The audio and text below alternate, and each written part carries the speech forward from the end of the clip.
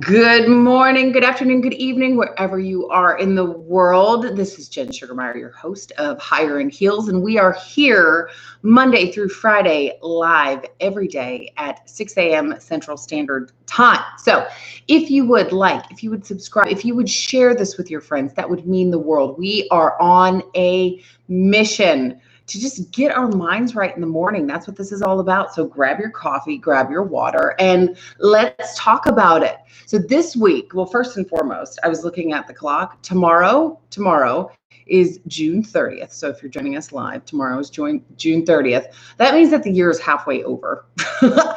Hello, anybody else? Like, where did that come from?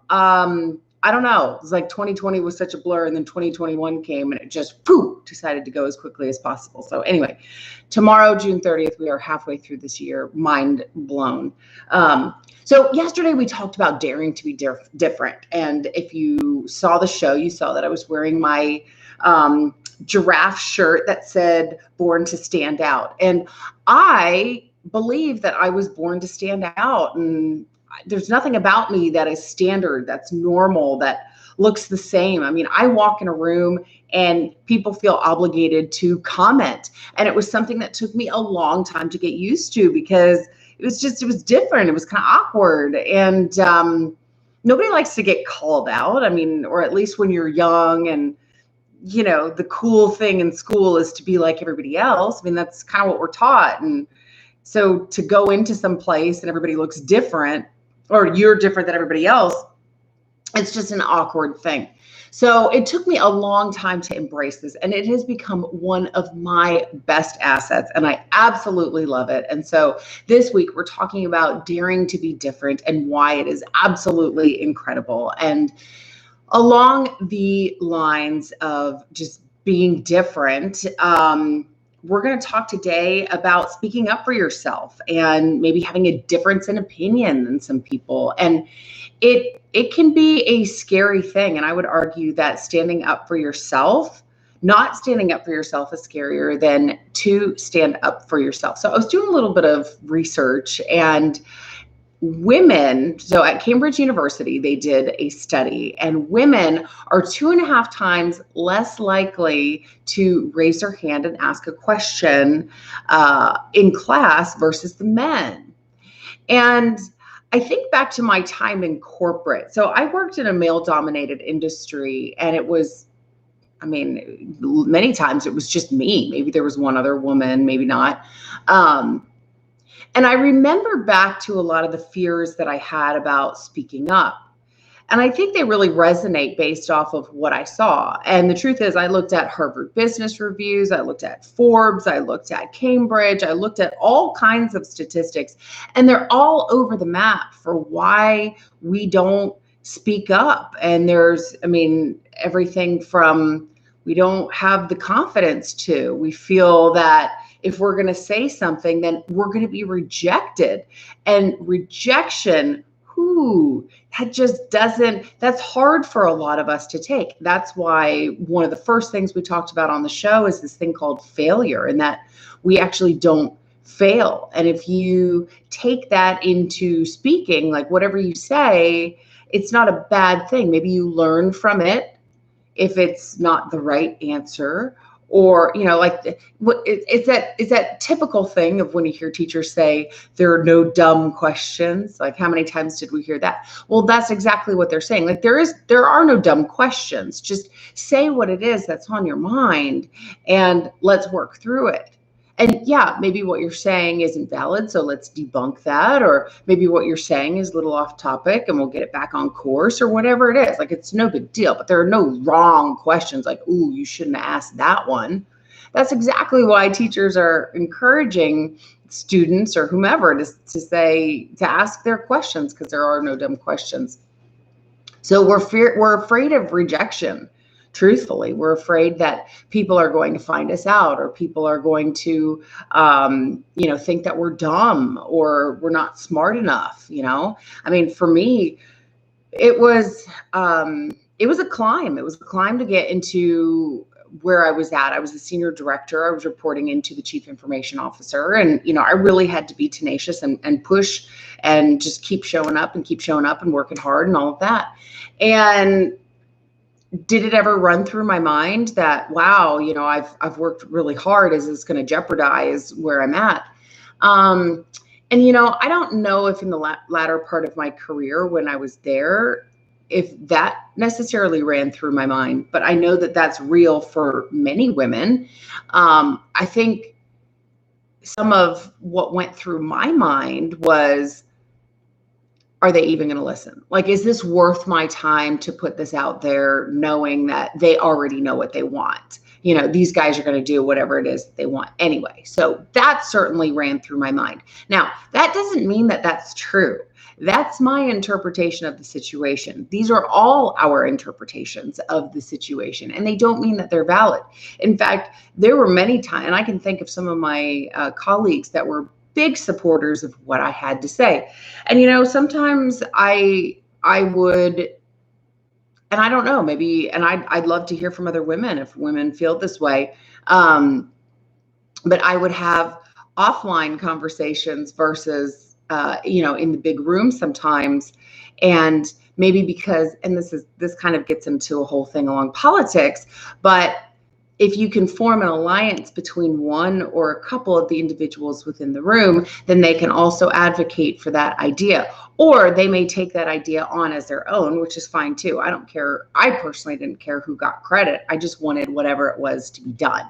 And I would do my research and I would figure out the best avenue, and I would, maybe engage with some whatever vendors and figure out things. And I would have this plan of action, and maybe I would align with somebody. I would form a couple of alliances. And so that way they could talk in these conversations and we could have more numbers. And sometimes that felt a little more comfortable for me than speaking up in this big room. Because honestly, when things go on deaf ears and you feel like they keep going on deaf ears, that can also get tiring. So I don't know, are we afraid of rejection? Are we afraid of not being heard? Are we tired of not being heard?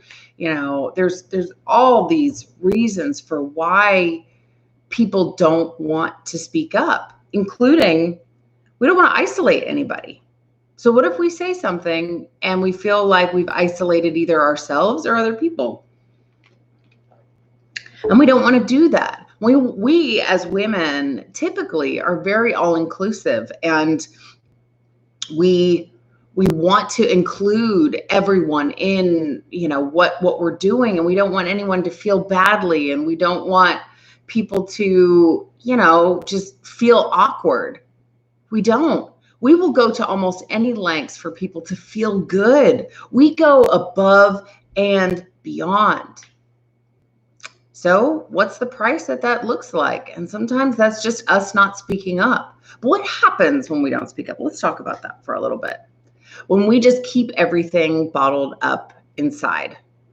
Well, honestly, what I've learned over the years is that anything that I keep inside that I don't address is like cancer. And I don't like that feeling.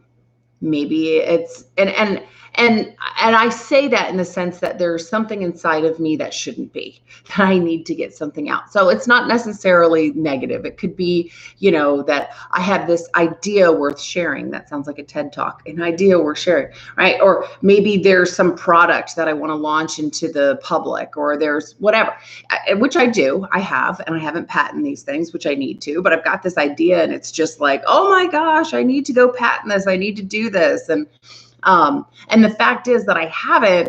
And so it sits in me and I keep thinking about it. And so that then ends up driving me crazy.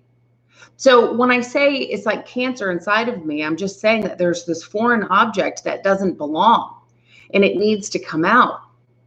And we suppress these things. We say, no, we're going to isolate ourselves. We're going to make others feel awkward. We're going to be rejected.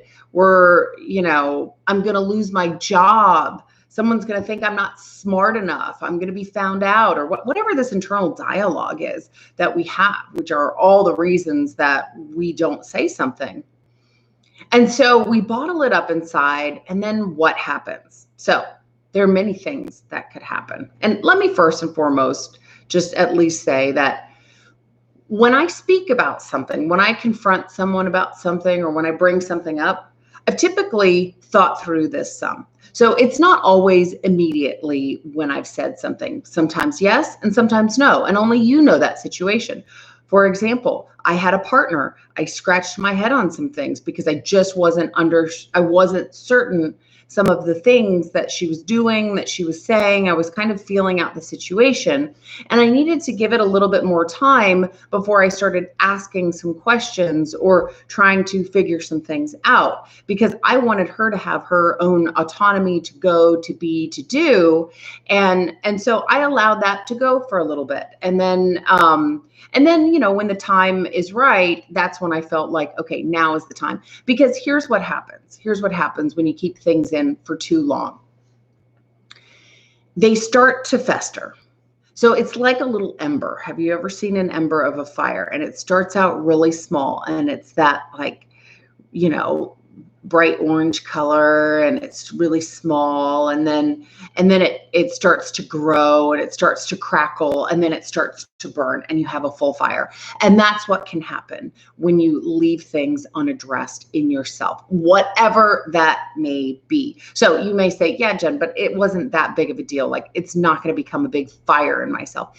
But if you are consistently not standing up for yourself, if you are consistently not addressing things, or just worried about what other people are going to think, or whatever that may be for you, at some point there's going to be frustration. Well, why do I never get my way? Why do I never? Why? And you're going to have these questions within yourself. And it's because you're not standing up for yourself. You're not saying, this is what I need. This is what I want. This is what I expect, which expect is sort of that's a whole nother topic. But are you standing up for yourself? And if not, why would anybody else? If you aren't going to stand up for yourself, why would anybody else? I mean, we would hope so. Yeah, I would hope that my spouse, or my significant other, or my best friend, or my parents, or whatever. I'm just saying things. I don't have spouses or significant others. But you would hope that they would stand up for you. But if they see that you're okay with something, why would they try to trump that and say, oh, no, she's actually not okay with that? See how that can even play out and be awkward? Because you may say, wait, hold on, I'm actually okay with this. And they're like, no, you're not. And you say, yeah. And it can just get all confusing. So if you don't stand up for you, it might be that someone else doesn't truly know what you want, and they don't know how to stand up for you. Or you expect them to stand up for you, and they're not, and then you get angry, but they look at you and they're saying, yeah, but you're not standing up for you. So how would I even know that that's not something that you want in your life? Because you're not saying anything. So how would I even know? So you have this resentment. You resent the people around you that aren't standing up for you. You're angry. You're angry at these situations because you feel like you're not being heard, or you feel like you don't have that conducive environment, or you feel like there's all these feelings that are coming up. You're angry. You're resentful. You're frustrated. These are the feelings that start to creep up when that ember starts to turn into a flame, when that bright orange color starts to come, I don't know, what color is fire? Yellow? I don't know, whatever it is. You know what I'm talking about? Yeah. And fire is scary. Think about fire. There were some homes where my parents live, and this one I remember, and it was massive. It was this multi-million-dollar home. It was somewhere not, in their, whatever, in their area. And the house, I think it took 6 minutes for this entire home to just be done. 6 minutes. Fire is scary. That was a massive house. I have no idea how many square feet. Probably at least 6, 7. I don't know. It was huge. 8. I don't know. 6 minutes. So when we start to have something within ourselves that we are not addressing, it may start out small and you're like, that's not a big deal. It's okay. I don't have to speak up. It's all right. And it starts off as this ember and you're a little annoyed because you're not being heard, or you want to say something, or something doesn't feel right, or you've got an opinion, or whatever that may be. And so in your mind that something you want to contribute, but you don't. So you're annoyed, you're frustrated, you're angry, you're resentful. All of these things, which are states of suffering that we talked about last week. Go back and listen to last week. And that's how we know that something is wrong. These are our triggers to say, hold on, something isn't right. How do I address that? And what we need to do in these situations is say, wait, why am I in resentment? Why am I fearful? Why am I whatever it is? Why am I frustrated? And how can I get over this? So why and then how? That should be your clue. That's 100% your clue right there. So we shouldn't ignore these feelings. These are our feelings saying, hey, chick, hey, hello. We need to address this, because otherwise that ember is going to turn into a flame, and that could take the house down in 6 minutes. And we don't want that.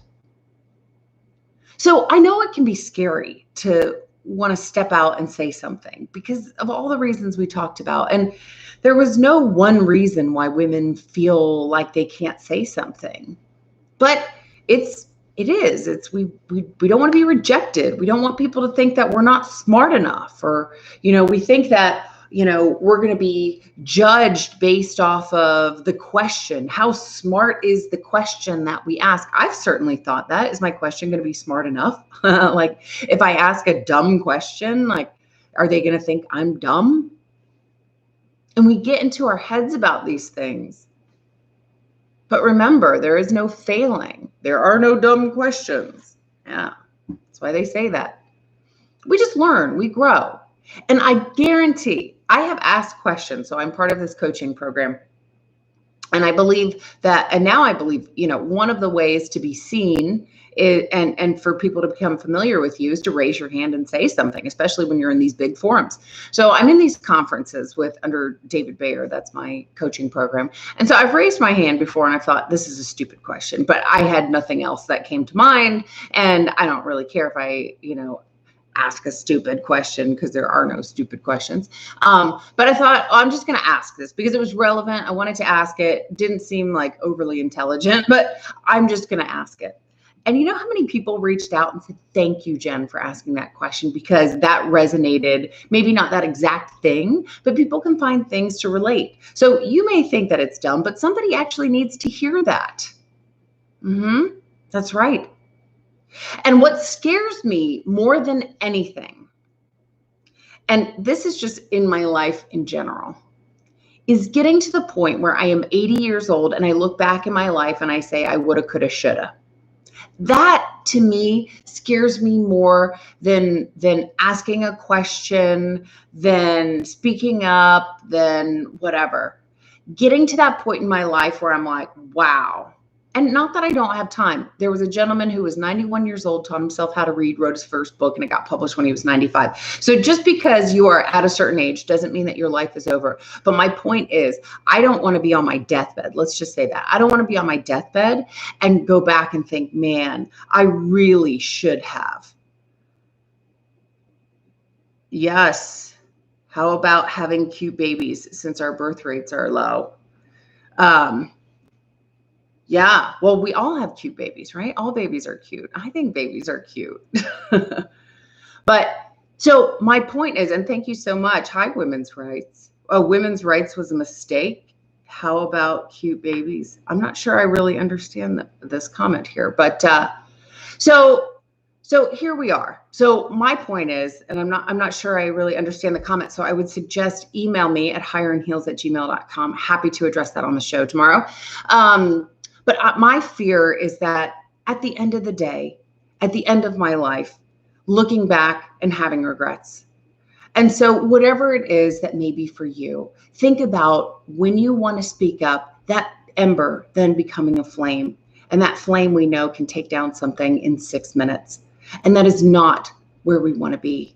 We want that clarity. We want that peace.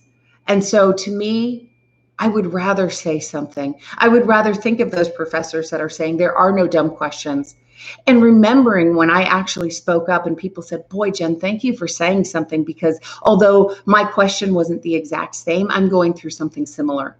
Because somebody needs to hear what you have to say, whatever it is. So there are no wrong questions. There are no wrong anythings. This is life. We're learning as we go through it. So I'm going to leave it there. And again, the comment, I would encourage you, go out to higherandheels.com. You can message me through there or just message me at higherandheels@gmail.com. We are here live every single day, Monday through Friday at 6 a.m. Central Standard Time. And this week we are talking about just standing out and being different. And maybe that's just speaking up. And we talked about that today. I'd love to get your feedback. Tomorrow is Words Matter Wednesday, and we're going to talk about why words matter. So if you would like, if you would subscribe, and if you would share this, that would mean a lot. So we will see you here tomorrow, same time, same place. We're coming up. We want the world to know. We're gonna let it show. That's right. We're coming up. We want the world to know. We're gonna let it show. See you here tomorrow, same time, same place. Cheers.